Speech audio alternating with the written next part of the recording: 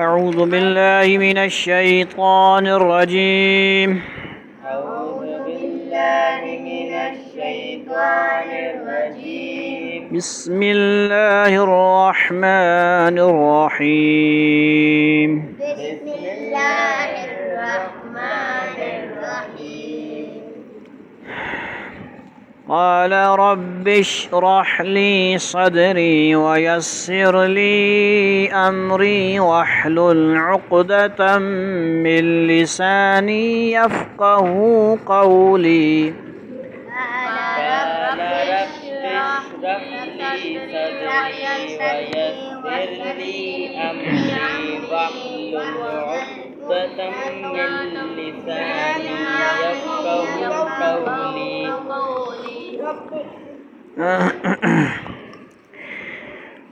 واجعل لي وزيرا من أهلي هارون أخي.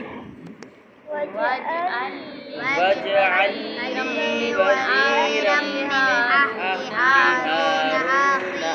أخي أشدد به أزري. واجعل لي وزيرا من أهلي هارون أخي اشدد به أزري وأشركه في أمري. واجعل لي وزيرا من أهلي هارون أخي اشدد به أزري وأشركه في أمري كي نسبحك كثيرا ونذكرك كثيرا إنك كنت بنا بصيرا.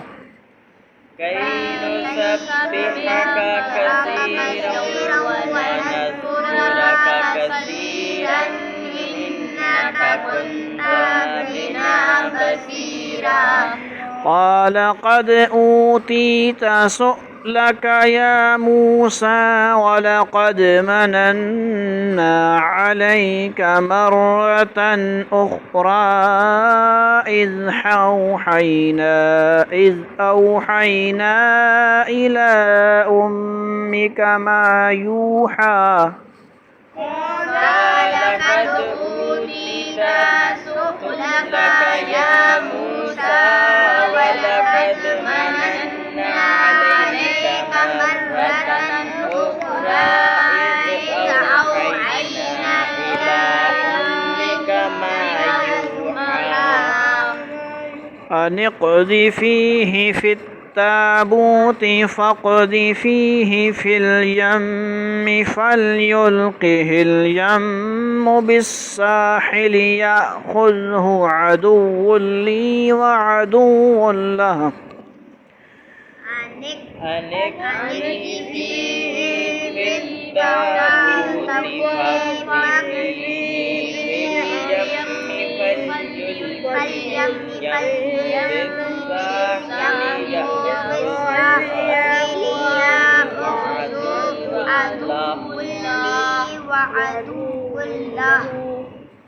जिन साहब अगर जिस वेले असी पढ़ने पे होने ना कारी साहब कल्बी जिक्र करने पे होने टाइम बचाने यकीन दिया नहीं कराया करो। وألقيت عليك محبة مني ولتصنع على عيني. وألقيت عليك محبة مني ولتصنع على عيني. إذ تمشي أختك فتقول هل أدلكم على من يكفله.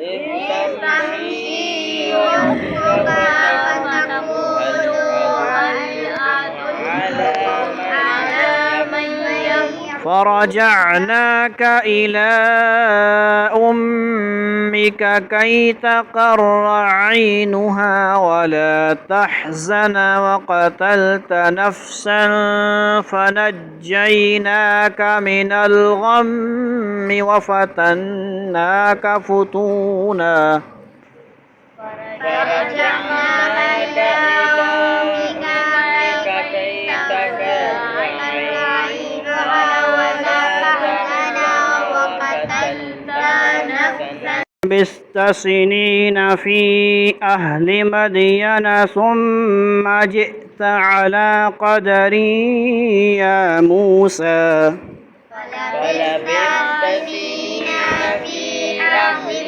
مدين ثم جئت على قدري يا موسى واصطنعتك لنفسي اذهب أنت وأخوك بآياتي ولا تنيا في ذكر اذهبا إلى فرعون واصطنعتك لنفسي اذهب أنت وأخوك بآياتي ولا تنيا في ذكري اذهبا إلى فرعون समझ आ रही बात नफ्सी वक़फ़ करेंगे इज़हाब पढ़ेंगे और ज़िक्री वक़फ़ करेंगे इस तरह इज़हाबा अलग से पढ़ेंगे दोनों तरीके से आपको पता होना चाहिए समझ आ रही इज़हाबा इला फ़िरऔन इन्नहु तग़ा اذهبا إلى فرعون إنه طغى तो थोड़ा सा उनके इनको इधर बिठाना यहाँ पे तू थोड़ा इनके करीब बैठ फ़क़ूला लहू क़ौलन लय्यिनन लअल्लहू यतज़क्करु औ यख़्शा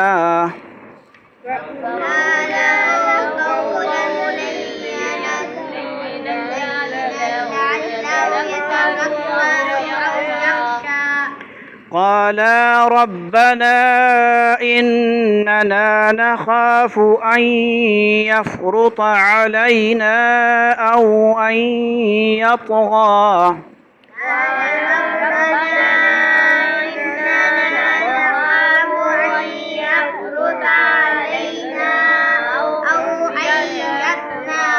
يطغى قال لا تخافا إنني معكما أسمع وأرى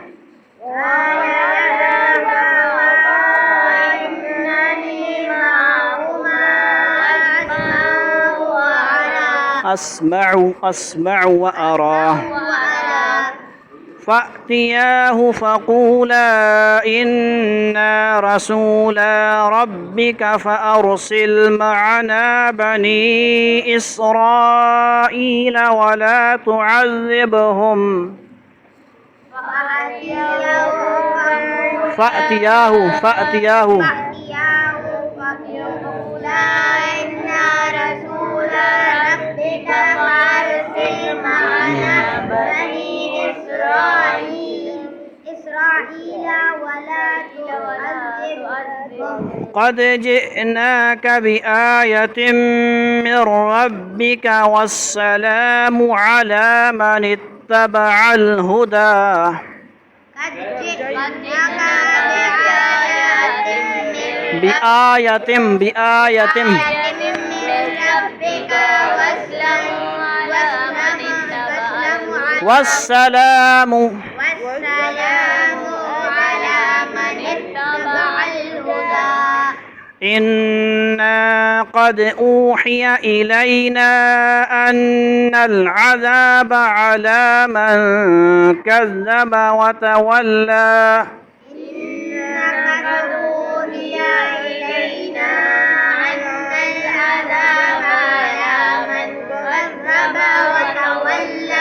كذب وتولى قال فمن ربكما يا موسى قال ربنا الذي أعطى كل شيء خلقه ثم هدى قال فمن ربكما يا موسى قال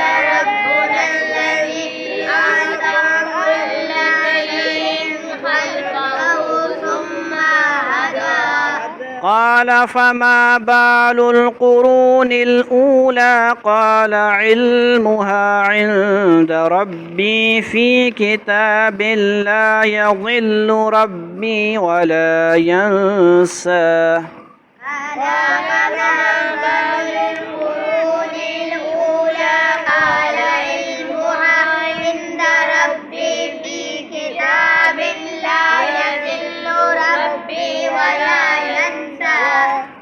الذي جعل لكم الأرض مهدا وسلك لكم فيها سبلا وأنزل من السماء ماء الذي جعل لكم الأرض مهدا وسلك لكم فيها سبلا وأنزل من السماء ماء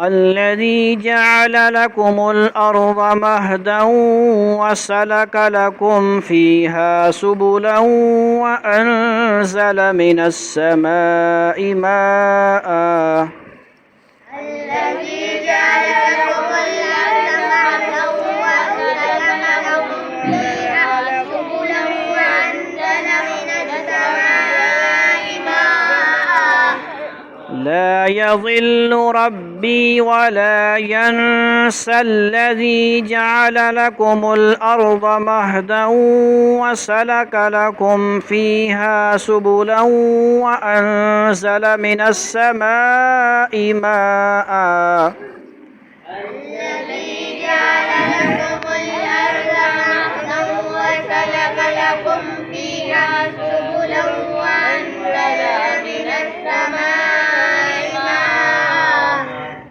فأخرجنا به أزواجا من نبات شتى فأخرجنا به أزواجا من نبات شتى كلوا وارعوا أنعامكم كلوا وارعوا أنعامكم إن في ذلك لآيات لأولي النهى إن في ذلك لآيات لأولي النهى صدق الله العظيم.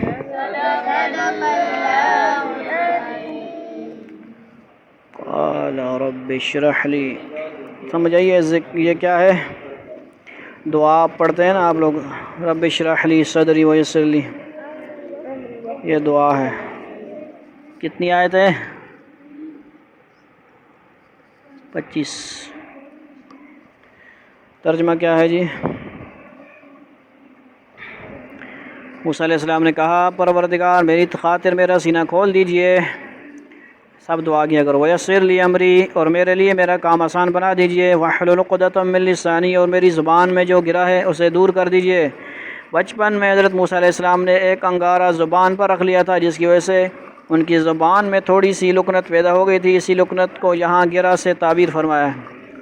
غالباً یہ وہی ہے حضرت جب بچے تھے فرعون کی گود میں، تو چیک کرنے کے لیے کہ بھئی یہ کوئی خاص بچہ ہے، تو وہ سونا یا کوئی ایسی چیز دی تو اس کو بھی انہوں نے پھینک دیا اور انگارہ دیا تو منہ میں ڈال لیا.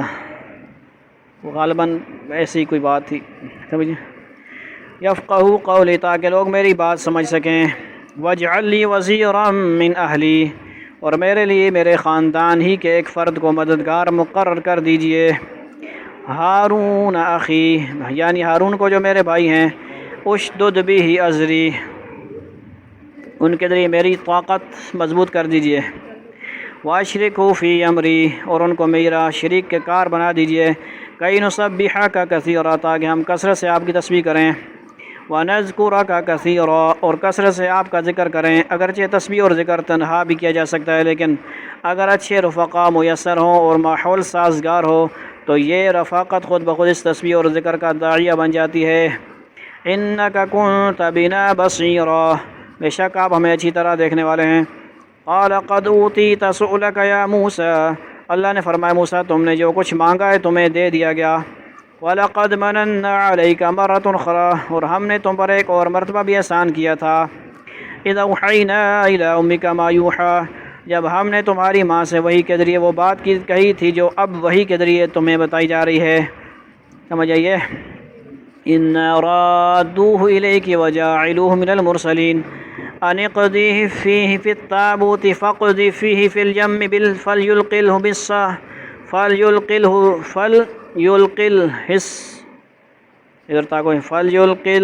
فَلْيُلْقِهِ الْيَمُّ بِالسَّاحِلِ يَأْخُذْهُ عَدُوٌّ لِّي وَعَدُوٌّ لَهُ وَأَلْقَيْتُ عَلَيْكَ مَحَبَّةً مِّنِّي وَلِتُصْنَعَ عَلَىٰ عَيْنِي، کہ اس بچے کو صندوق میں رکھو، پھر اس صندوق کو دریا میں ڈال دو، پھر دریا کو چھوڑ دو کہ وہ اسے ساحل کے پاس لا کر ڈالے، کیونکہ عورتیں نبی تو نہیں ہوتے نا، تو الہام ہوتا ہے ان کو، کیا ہوتا ہے اللہ کی طرف سے ڈائریکٹ دل میں ڈالا جاتا ہے، تو وہ نبی نہیں ہوتی، کوئی بھی نبی عورت نہیں تھی، نبی کی ماں تھیں بیٹیاں تھیں، لیکن نبی عورت نہیں تھی، نہ کوئی ہو سکتی ہے نہ ہوگی، سمجھ آئی؟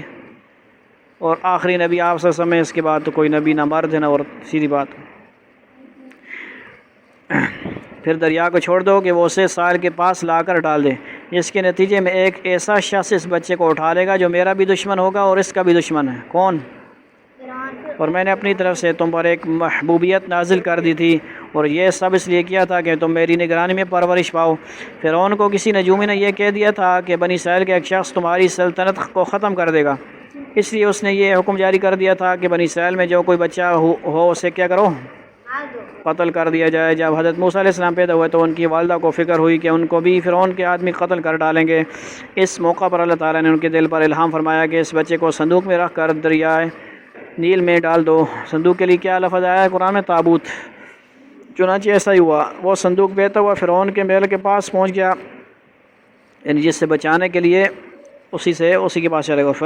اور فرعون کے کارندوں نے بچے کو اٹھا کر فرعون کے پاس پیش کیا، اور اس کی بیوی حضرت آسیہ نے اسے آمادہ کر لیا کہ اب اسے اپنا بیٹا بنا کر پالیں گے۔ 20ویں سپارہ میں واقعہ ہے تفصیلی بقی، ٹھیک ہے جی۔ قرۃ، ہاں اتنی نیک ہیں تو جنت میں آپ صلی اللہ علیہ وسلم کی بیوی ہونے کا شرف حاصل ہے۔ ایک یہ اور حضرت مریم، حدیث میں مفہوم آتا ہے، دونوں کا بڑا اونچا مقام ہے۔ اس نے اپنی بیوی کو بھی سزا دی تھی غالباً۔ موسیٰ علیہ السلام کی شکل و صورت میں اللہ تعالیٰ نے ایسی معصومیت رکھ دی تھی کہ جو بھی آپ کو دیکھتا آپ سے محبت کرتا تھا، اسی وجہ سے فرعون بھی انہیں اپنے گھر میں رکھنے پر راضی ہو گیا۔ یوں تو ہر شخص کی پرورش اللہ تعالیٰ کی نگرانی میں ہوتی ہے، مگر یہاں مطلب یہ ہے کہ عام طور سے پرورش کے جو اسباب ہوتے ہیں کہ ماں باپ اپنے خرچ اور ذمہ داری پر بچے کی پرورش کرتے ہیں، وہ حضرت موسیٰ کے معاملے میں اختیار نہیں فرمائے گئے، اس کے بجائے اللہ تعالیٰ نے براہ راست ان کی پرورش ان کے دشمن سے کرائی۔ وہ وہاں جو بٹھاؤ ان کو، کیا فائدہ ڈنڈا لے کے کھڑے ہو، سبق سنو ان کا۔ اس وقت کا تصور کرو جب تمہاری استمشی اختک فتقول هل ادلکم علی من یکفلوہ فرجعناک الی امک کی تقر عینها ولا تحزن ولقتلت نفسا فنجیناک من الغم وفتناک فتونا فلبثت سنین فی اہل مدین ثم جئت علی قدر یا موسیٰ۔ اس وقت کا تصور کرو جب تمہاری بہن گھر سے چلتی ہے اور فرعون کا ایک کارندوں سے یہ کہتی ہے کہ کیا میں تمہیں اس عورت کا پتہ بتاؤں جو اس بچے کو پالے، اس طرح ہم نے تمہیں تمہاری ماں کے پاس لوٹا دیا۔ ان رادوہ الیک وجاعلوہ من المرسلین، 20ویں سپارہ میں، تاکہ اس کی آنکھ ٹھنڈی رہے اور وہ غمگین نہ ہو، اور تم نے ایک شخص کو مار ڈالا تھا، پھر ہم نے تمہیں اس گھٹن سے نجات دی اور تمہیں کئی آزمائشوں سے گزارا، پھر تم کئی سال مدینہ والوں میں رہے۔ اس کے بعد اے موسیٰ تم ایک ایسے وقت پر یہاں آئے ہو جو پہلے سے مقدر تھا۔ فرعون کی اہلیہ نے جب بچے کو پالنے کا ارادہ کر لیا تو ان کو دودھ پلانے والی کی تلاش شروع ہوئی، لیکن حضرت موسیٰ کسی بھی عورت کا دودھ منہ میں نہیں لیتے تھے۔ حضرت آسیہ نے اپنی کنیزیں بھیجیں کہ وہ کوئی ایسی عورت تلاش کریں جس کا دودھ یہ قبول کر لیں۔ ادھر حضرت موسیٰ کی والدہ بچے کو دریا میں ڈالنے کے بعد بے چین تھیں، انہوں نے حضرت موسیٰ کی بہن کو دیکھنے کے لیے بھیجا کہ بچہ کا انجام کیا ہوا۔ یہ ڈھونڈتے ڈھونڈتے ایسی جگہ پہنچ گئیں جہاں فرعون کی کنیزیں پریشانی کے عالم میں دودھ پلانے والی عورتوں کو تلاش کر رہی تھیں۔ ان کو موقع مل گیا اور انہوں نے اپنی والدہ کو یہ خدمت سونپنے کی تجویز پیش کی اور انہیں وہاں لے بھی آئیں۔ جب انہوں نے بچے کو دودھ پلانا چاہا تو بچے نے آرام سے دودھ پی لیا، اپنی ماں ہے نا، اور پھر اللہ تعالیٰ کے وعدے کے مطابق بچہ دوبارہ ان کے پاس آ گیا۔ 20ویں سپارہ میں اس کا ذکر ہے، ہم بجائی نکال۔ ویسے تو کوئی اور بچہ ہوتا کہیں بھی اور پی لیتا، لیکن موسیٰ علیہ السلام ہیں، اللہ کا حکم نہیں ہے کہ کسی اور کا دودھ نہیں پینے دوں گا، حرام۔ یہ سارے واقعات تفصیل سے سورہ قصص میں یعنی 20 پارے میں آنے والا ہے انشاءاللہ۔ خلاصہ یہ ہے کہ آپ نے مظلوم اسرائیلی کو ایک ظالم سے بچانے کے لیے اسے ایک مکہ مارا تھا۔ ان کا مقصد اسے ظلم سے باز رکھنا تھا، قتل کرنا مقصود نہیں تھا، لیکن وہ مکہ ہی سے مار گیا۔ سمجھ آئیے، انبیاء علیہ السلام کے اندر 40 جنتی جوانیوں کی طاقت ہوتی ہے، دنیا کے 120۔ ان آزمائشوں کی تفصیل حضرت عبداللہ بن عباس نے ایک طویل روایت میں بتائی ہے، جو تفسیر ابن کثیر میں مروی ہے، اور اس کا مکمل ترجمہ معارف القرآن جلد 6 صفحہ نمبر 84 تا 103 میں موجود ہے۔ وَاصْطَنَعْتُكَ لِنَفْسِي، اور میں نے تمہیں خاص اپنے لیے بنایا ہے۔ اذهب انت واخوك بآیاتی ولا تنیا فی ذکری، اور تم اور تمہارا بھائی دونوں میری نشانی لے کر جاؤ، گشت کرو، جماعت کے ساتھ میرا ذکر کرنے میں سستی نہ کرنا۔ جماعت والے کیا کرتے ہیں؟ ذکر کرتے ہیں نا، ذکر کرنا ثابت ہو گیا، یہ ثبوت ان کے پاس نہیں ہے، ہمارے پاس ہے۔ یہاں یہ سبق دینا مقصود ہے کہ ایک داعی حق کو ہر وقت اللہ تعالیٰ سے تعلق قائم رکھنا چاہیے اور ہر مشکل میں اسی سے مدد مانگنی چاہیے۔ اذهبا الى فرعون انه طغى، دونوں فرعون کے پاس جاؤ، وہ حد سے آگے نکل چکا ہے، بہت زیادہ بدماشی بات کی اس نے۔ فقولا له قولا لینا لعله يتذکر ويخشى، جا کر دونوں اسے نرمی سے بات کرنا، شاید وہ نصیحت قبول کرے یا اللہ سے ڈر جائے۔ اتنے ڈرنے اور نہیں، بدماشی والی زبان سمجھانی۔ قال ربنا اننا نخاف ان يفرط علينا او ان يطغى، دونوں نے کہا ہمارے پروردگار ہمیں اندیشہ ہے کہ کہیں وہ ہم پر زیادتی نہ کرے یا کہیں سرکشی پر آمادہ نہ ہو جائے۔ قال لا تخافا انني معكما اسمع وارى، اللہ نے فرمایا ڈرو نہیں، میں تمہارے ساتھ ہوں، سن بھی رہا ہوں اور دیکھ بھی رہا ہوں۔ فأتياه فقولا إنا رسول ربك فأرسل معنا بني إسرائيل ولا تعذبهم قد جئناك بآية من ربك والسلام على من اتبع الهدى، اب اس کے پاس جاؤ اور کہو کہ ہم دونوں تمہارے رب کے پیغمبر ہیں، اس لیے بنو اسرائیل کو ہمارے ساتھ بھیج دو اور انہیں تکلیفیں نہ پہنچاؤ، ہم تمہارے پاس تمہارے رب کی طرف سے نشانی لے کر آئے ہیں، اور سلامتی اسی کے لیے جو ہدایت کی پیروی کرے۔ انا قد اوحی الینا ان العذاب علی من کذب وتولی، ہم پر یہ وحی نازل کی گئی ہے کہ عذاب اس کو ہوگا جو حق کو جھٹلائے اور منہ موڑے۔ قال فمن ربکما یا موسیٰ، یہ کون ہے؟ فرعون۔ یہ ساری باتیں سن کر فرعون نے کہا موسیٰ تم دونوں کا رب کون ہے؟ تعریف کریں، بتائیں تفصیلات۔ قال ربنا الذی اعطى كل شيء خلقه ثم هدى، 19 پارے میں مزید بھی تفصیلات ہیں، ٹھیک ہے جی۔ موسیٰ علیہ السلام نے کہا ہمارا رب وہ ہے جس نے ہر چیز کو وہ بناوٹ عطا کی ہے جو اس کے مناسب تھی، اس کی رہنمائی بھی فرمائی، یعنی یہ اللہ تعالیٰ کی قدرت اور حکمت ہے کہ جس مخلوق کے لیے جو بناوٹ مقرر کر دی، اس کو اسی کے مطابق کائنات میں اپنی ڈیوٹی بجا لانے کا طریقہ بھی سکھا دیا۔ مثلا سورج کو کائنات میں روشنی اور حرارت پیدا کرنے کے لیے ایک خاص بناوٹ عطا فرمائی، تو اسے یہ طریقہ بھی سکھا دیا کہ وہ کس طرح اپنے نظام شمسی کے ساتھ گردش کرے۔ اسی طرح ہر جاندار کو یہ سکھا دیا کہ وہ کس طرح چلے اور کس طرح اپنی غذا حاصل کرے۔ مچھلی کا بچہ پانی میں پیدا ہوتا ہے اور کسی کے بغیر سکھائے تیرنا شروع کر دیتا ہے، پرندے ہوا میں اڑنا خود بخود سیکھ لیتے ہیں۔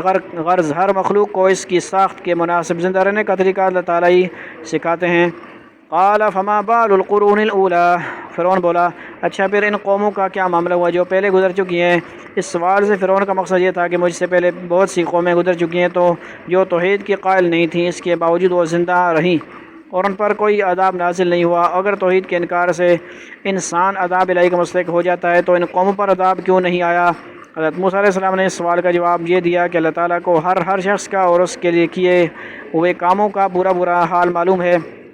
وہ اپنی حکمت ہی سے فیصلہ فرماتا ہے کہ حق کا انکار کرنے والوں میں سے کس کو اسی دنیا میں سزا دینی ہے اور کس کی سزا آخرت تک مؤخر کرنی ہے۔ اگر کسی کافر قوم کو دنیا میں کسی عذاب کا سامنا نہیں ہوا تو اس کا مطلب یہ نہیں ہے کہ اللہ تعالیٰ سے معاذ اللہ کوئی بھول چک ہو گئی ہے، بلکہ یہ اس کی حکمت کا فیصلہ ہے کہ اس کو دنیا کے بجائے آخرت میں عذاب دیا جائے۔ قال علمها عند ربی فی کتاب لا یضل ربی ولا ینسیٰ، وقف کریں گے تو سین کو لمبا کریں گے ینسیٰ، جس طرح کیا ہے سبح اسم ربک الاعلیٰ، کچھ لوگ اعلیٰ پڑھتے ہیں، اعلیٰ نہیں اعلیٰ ہے، وقف کی صورت میں ملائیں گے تو پھر وہ زبر ہو جائے گی، یہ غلطی نہیں کرنی ہے، یہ خیال کرنا ہے، ملائیں گے تو ینسیٰ الذی بھی پڑھیں گے۔ موسیٰ علیہ السلام نے کہا ان کا علم میرے رب کے پاس ہے، کتاب میں محفوظ ہے، میرے رب کو نہ کوئی غلطی لگتی ہے نہ وہ بھولتا ہے۔ الذي جعل لكم الأرض مهدا وسلك لكم فيها سبلا وأنزل من السماء ماء فأخرجنا به أزواجا من نبات شتى، یہ وہ ذات ہے جس نے زمین کو تمہارے لیے فرش بنا دیا اور اس میں تمہارے لیے راستے بنائے اور آسمان سے پانی برسایا، پھر ہم نے اس کے ذریعے طرح طرح کی مختلف نباتات نکالی۔ کلوا وارعوا انعامکم ان فی ذلک لآیات لأولی النہی، جو خود بھی کھاؤ اور اپنے مویشیوں کو بھی چراؤ، یقیناً ان سب کو باتوں میں عقل والوں کے لیے بڑی نشانی ہے۔ وآخر دعوانا الحمد للہ رب العالمین۔